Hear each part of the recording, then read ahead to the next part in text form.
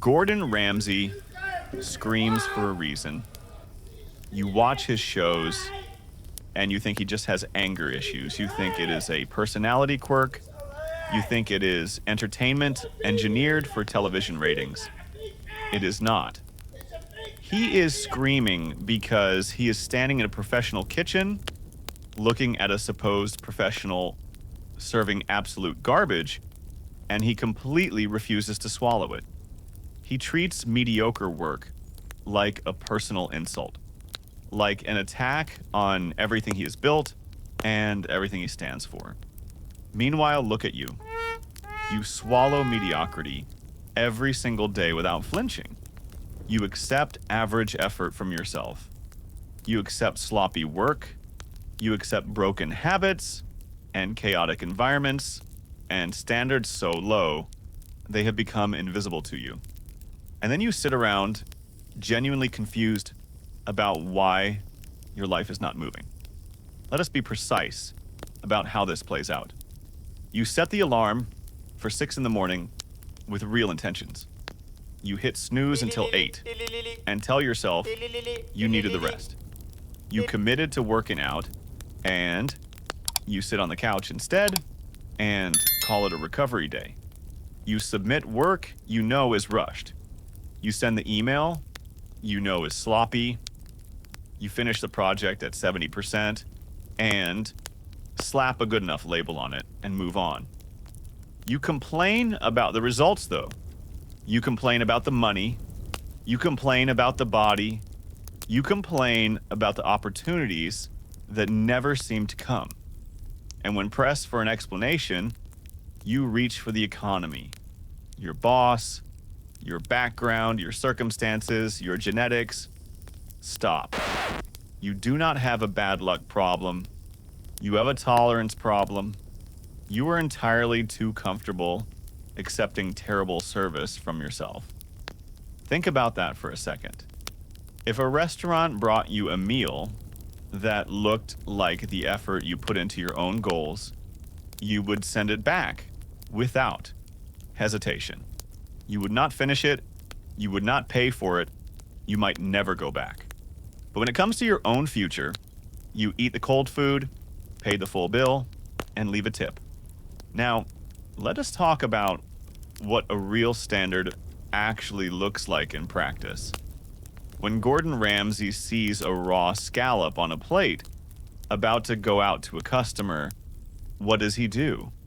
He does not serve it and hope the customer does not notice. He does not say, well, I did my best with what I had. He throws it in the bin. He shuts the past down. He does not move forward until it is done correctly. Because for him, average output is not a starting point to improve from. It is a line he refuses to cross. Full stop. And here's the thing most people fundamentally misunderstand about standards. You think a standard is a goal. You think it is the mountaintop, the thing you are aiming for. You treat it like an aspiration, something to work toward on a good day. A standard is not the ceiling. A standard is the floor. It is the absolute minimum level of performance you will accept before you shut everything down and start again. It is the line below which nothing passes. Not goals, not intentions, the actual non-negotiable baseline. When you tolerate a messy environment, your standard is chaos. When you allow people to disrespect you repeatedly, your standard is disrespect. When you skip workouts for 2 weeks and tell yourself you will get back to it, your standard is inconsistency. The world around you will always give you exactly what you refuse to walk away from. Ramsay has 3 Michelin stars because he treats anything below his standard as completely unacceptable. Not disappointing, not something to journal about. Unacceptable, something that gets thrown in the bin and done again. You have 0 momentum because you have made failure a tolerable outcome. Here is the law you need to accept. Standards are not about perfection. They are about what you refuse to tolerate. Your life right now is a precise reflection of what you are willing to put up with. If you want a different life, you do not need better goals. You need to change what makes you angry.